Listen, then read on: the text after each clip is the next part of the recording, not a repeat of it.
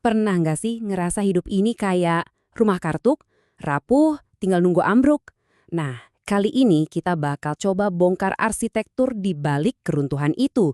Kita lihat gimana hidup seseorang bisa goyah, bahkan hancur, tapi dari kacamata seorang konselor.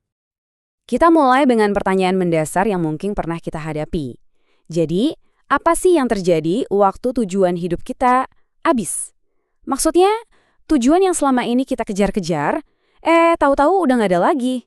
Rasanya kayak udah sampai di ujung jalan terus bingung mau kemana lagi. Oke, untuk cari jawabannya, kita bakal lihat dari satu sudut pandang yang unik nih. Kita akan bedah prinsip-prinsip inti dari sebuah buku panduan untuk konselor Kristen. Buku ini punya cara pandang yang menarik banget tentang kenapa seseorang bisa sampai di titik abis dan kehilangan arah. Nah, menurut panduan ini, hidup kita itu bisa diibaratkan kayak bangunan. Pasti ada cetak birunya kan? Sebuah rancangan yang sebenarnya didasari pencarian makna.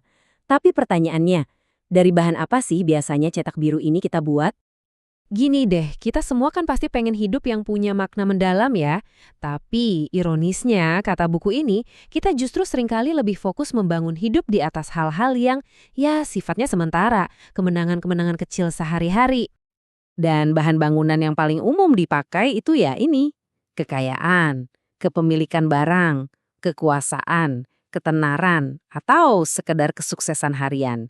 Inilah yang jadi bensin kita, yang bikin kita terus bergerak dari hari ke hari. Tapi, gimana kalau semua pengejaran tadi itu jadi satu-satunya fondasi yang kita punya?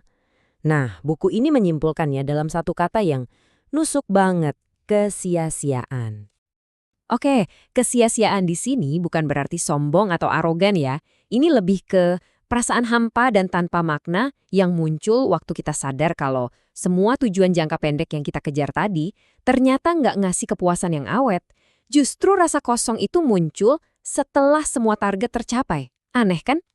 Terus apa yang terjadi waktu fondasi yang sifatnya sementara ini akhirnya ambruk, nggak kuat lagi nopang? Nah, disinilah kita masuk ke bagian kedua, yaitu keruntuhan itu sendiri. Dan ini dia bagian yang menurut saya paling menarik. Istilah breakdown atau keruntuhan di sini itu bukan soal gangguan saraf atau masalah psikologis, bukan. Tapi ini soal ambruknya fondasi hidup kita, titik di mana kita kehabisan sumber daya. Prosesnya digambarkan kayak gini. Pertama, kita hidup untuk kesuksesan sehari-hari. Kedua, kita sampai di ujung jalan. Semua tujuan jangka pendek itu udah tercapai. Ketiga, sumber daya pribadi kita habis terkuras. Hasilnya, kita berhenti total, mandek, nggak bisa gerak. Ini dia inti dari sebuah breakdown menurut buku ini.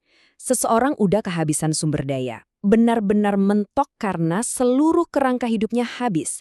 Dan sumber daya di sini bukan soal uang ya, tapi sumber daya berupa tujuan. Oke, jadi setelah fondasinya runtuh, apa itu artinya akhir dari segalanya? Ternyata enggak.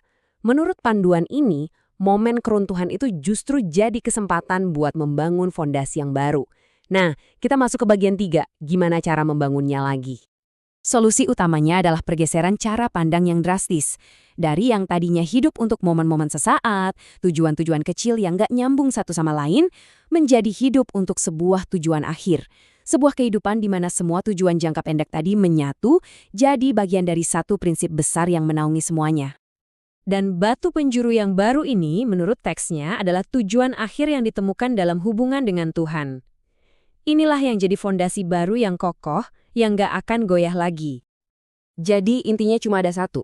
Menurut kerangka berpikir ini, hanya ada satu tujuan utama yang bisa menyatukan semua hal-hal kecil lainnya dan memberi makna yang nggak lekang oleh waktu.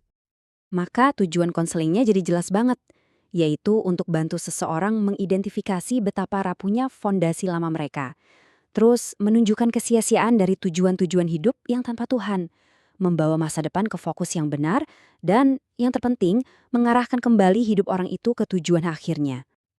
Jadi kesimpulannya, sebuah breakdown itu nggak dilihat sebagai akhir, sama sekali bukan. Justru ini adalah sebuah kesempatan emas untuk membangun kembali di atas tanah yang kokoh.